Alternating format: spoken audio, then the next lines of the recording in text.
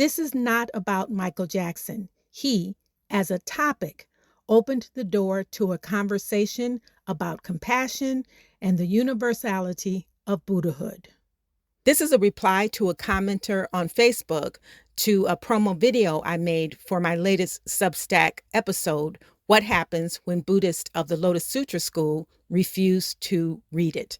So the actual episode this person was commenting on is on Lotus Sutra Buddhism on Substack, which is lotussutrabuddhism.substack.com.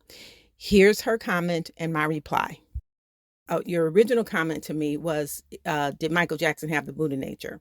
And I said that the Buddha nature is universal and that Michael Jackson is a pedophile. So I'm not going to try to convince you or anyone else any differently about Michael Jackson. I don't engage with Michael Jackson fans because, from my point of view, it's no point in doing that. They're not going to change their minds. And I'm not going to stop believing Michael Jackson is a pedophile. So I'm going to stick to your question regarding Buddhists, what Buddhism says about people who do bad things. So in your reply to me saying that the Buddha nature is universal and Michael Jackson is a pedophile, you said, I understand many people feel strongly about Michael Jackson. I was asking more from a Nichiren Buddhist perspective. If the Buddha nature is universal, then wouldn't that include even deeply flawed or controversial people? To me, the teaching is about potential for awakening, not approval of behavior. Universal compassion sounds simple until we apply it to people we dislike. I am a 30-year SGI member. Okay, so let's break down a couple of things you said. You said, if the Buddha nature is universal, then wouldn't that include even deeply flawed or controversial people? Absolutely. That's what universal means. I didn't say that Michael Jackson didn't have a Buddha nature. I said the Buddha nature is universal. So maybe I should have, for you, broke that down and said, therefore, Michael Jackson has the Buddha nature. That's what universal means. That means one truth. Everybody, because of oneness, the Buddha nature, because of oneness, there's no separation between anything. So Michael Jackson's potential to be a pedophile exists within all of us. That sounds like a horrible thing to say, but that's just the reality of oneness. You can't have oneness and say some things are for some people and other things are not for some behaviors or circumstances can only happen for certain people, because then that's not oneness anymore. That's distinction. And there is no distinction between this or that, according to the Lotus Sutra. That's what oneness means. So yes, the simple answer to does Michael Jackson have a Buddha nature is, rather than me simply saying the Buddha nature is universal, which I thought was clear. Yes, Michael Jackson has the Buddha nature. So then the second part, you said, to me, the teaching is about potential for awakening, not approval of behavior. So I'm going to go into that. The teaching is that we all have the Buddha nature. That doesn't mean we don't do really bad things and need to be held accountable for those things. We will be held accountable for whatever we do, good or bad, based on cause and effect. But that doesn't mean that we also, as humans, don't create laws to protect people. Otherwise, we'd have no use for laws. You can commit murder, you can commit rape, you can steal, you can do everything, and you won't be held accountable by laws. We don't live in that kind of society. We live in a society that says if you do this, then you're going to be punished.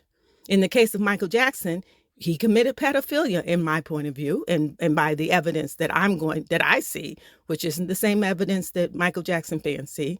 Therefore, he should have been punished.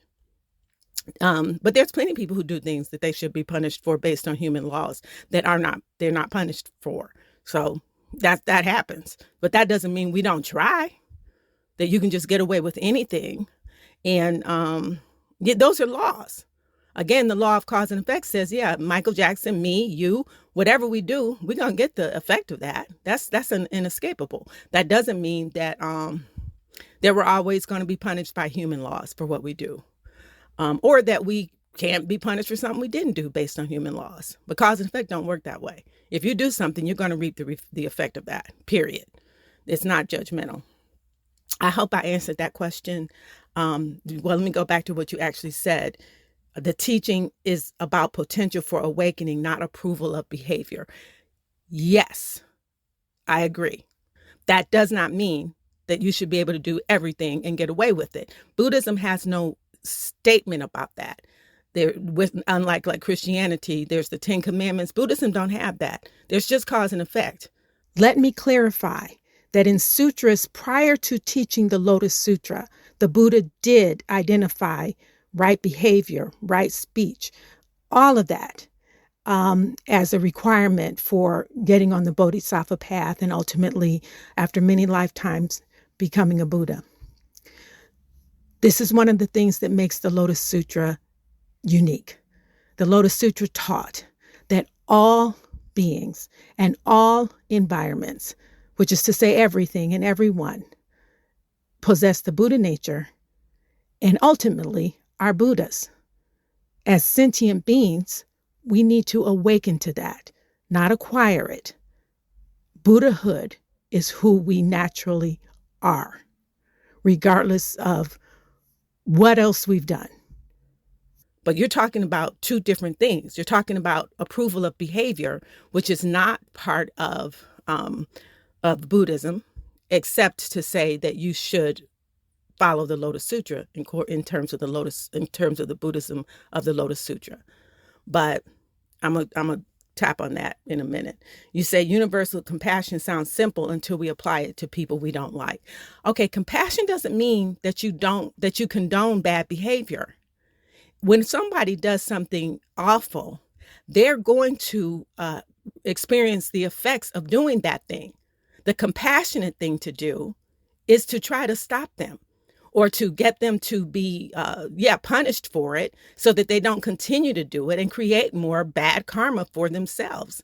Compassion doesn't mean you just don't say anything when someone does something wrong, because not only are they hurting whoever they're hurting by doing their action, they're hurting themselves. Again, I'm repeating myself, by creating karma that's going to cause them to suffer.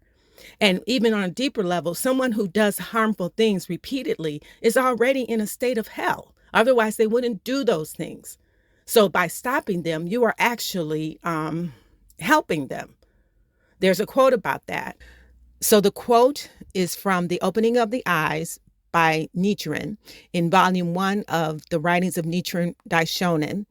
And it's on page 286. And he's actually quoting Chang'an.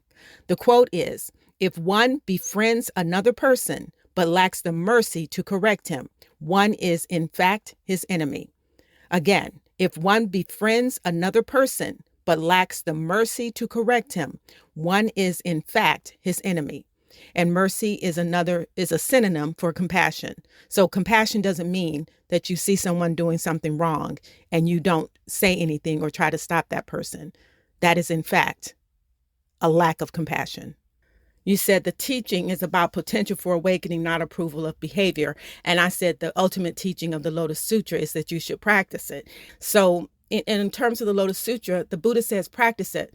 The Buddha said that all bodhisattvas who attain supreme perfect enlightenment, in all cases, do so through this sutra. The Buddha says this in chapter 10 of the Lotus Sutra, the teacher of the law. So the Lotus Sutra is the teacher of all Buddhas. But even that's not hard and fast, like this is based on what's right or wrong. It's not like it's right or wrong to practice the Lotus Sutra.